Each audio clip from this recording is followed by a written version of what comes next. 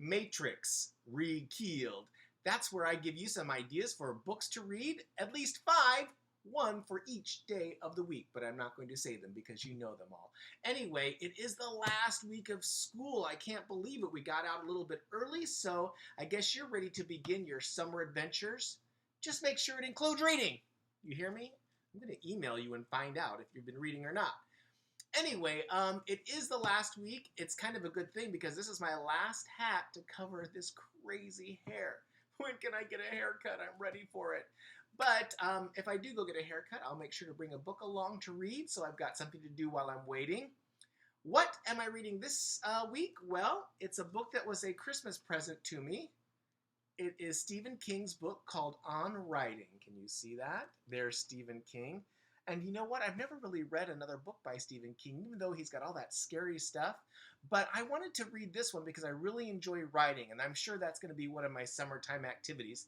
And one of the things he recommends to people who love to write, what he recommends in his book is make sure that you read a lot too, so you can see other different writing styles and you can get a sense of the language and the wording.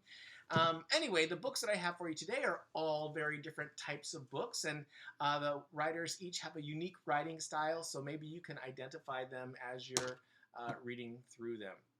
Anyway, let's get started. Inkheart is a book by Cornelia Funk, and it's one of those books along the traditions of Harry Potter and anything magical and enchanting. It's about a young girl whose name is Maggie, and her father is very literary. He loves to read, and one night he reads so well and he does such a good job that the villain actually comes to life. He pops out of the pages of this book, and it's going to be up to Maggie to try to figure out how to get him back in there and why this is happening. And there's all kinds of cool adventures that go on in this book. It's a really nice read, and there's a bunch of sequels, and Cornelia Funk, of course, has a couple other books that she has available for you. But let's move on to more of a YA book that has to deal with a lot of different drama and tension and excitement and mystery. It's called Girl Stolen by April Henry. You would be hard-pressed to find a 7th or 8th grader at our school who didn't like April Henry as an author. She's great, and I actually heard her speak once at a local Omaha bookstore called The Bookworm, and one of the things I thought was really interesting is that when April Henry writes about some of the different activities involving police or something that her characters are going through, she actually does it herself. She goes out to see what that character might be feeling as he or she is being taken away or kidnapped or whatever. She really does a lot of first-hand research. But listen to this. In Girl Stolen, the main character, her name is Cheyenne, and she can't see. She's blind, and it's very interesting because her mom says, hey, let's go shopping, and Cheyenne's kind of sick. She's like, all right, fine. But when they get to the mall, the mom wants to go inside. Cheyenne's like, I'm just going to sleep here. I don't want to get up right now. I'm too tired. And she takes a blanket. She's kind of sick, and so she just holds the blanket over her head and just rests for a while. Well, fast forward a little bit. She hears the car door open, and she's like, oh, finally we get to get out of here is what she's thinking. And the car drives off, but then she discovers it's not her mom that's driving. The car has been carjacked. There's a stranger inside, and she's going to try to escape. It was such a good book, and like I said, April Henry is a master at suspense and keeping you on the edge of your seat. You really should check out Girl Stolen by April Henry. I want to go to a nonfiction book that I've recommended to kids for many years, and I was glad to see that it's on Sora, and it's a book called Left for Dead, and I like it because it involves so many things that kids often want to learn about. You've got war, you've got boats, you've got ships, you've got submarines, all kinds of elements that make the story great, and then, like I said, it's true. It's by a gentleman named Pete Nelson who's telling the story, the true story, of an 11-year-old kid named Hunter Scott who was watching the movie Jaws. Have you seen it? About the sharks, that whole thing? Well, the captain on one of the ships had a tattoo on his forearm, but it had been erased. And the captain explained it was because of something that happened on the USS Indianapolis during World War II. So Hunter asks about this, and he does a whole bunch of research and finds out that a Japanese submarine actually torpedoed the USS Indianapolis, and all the sailors aboard the ship had to jump over the side into shark-infested waters. And so it's all about the government's response to saving those soldiers. Let me tell you, the descriptions of what happens to the people in the story are pretty harrowing and pretty interesting to read about. Let's move to science fiction now. We've had fantasy, we've had nonfiction.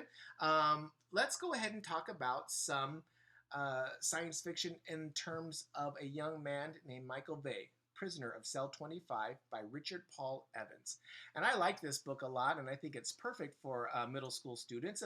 It's about this boy whose name obviously is Michael Bay, and he has something called Tourette's, which causes him to speak out suddenly and maybe say things that might not be suitable for school. But he also comes to discover he has another unusual thing about him, and that is he is able to harness the power of electricity and use it however he feels fit. He discovers this one day when he gets really angry at one of his teachers, and these lightning bolts and this charge comes out of him and blows the teacher back against the wall, and he's like, oh my gosh, I think I did that. Well, a little bit later, he discovers that one of those cheerleaders at his school has the same power. It turns out there's some scientists who are looking for all of these kids who were blessed with this ability. It's a really good book, and I think you might like Michael Bay, Prisoner of Cell 25.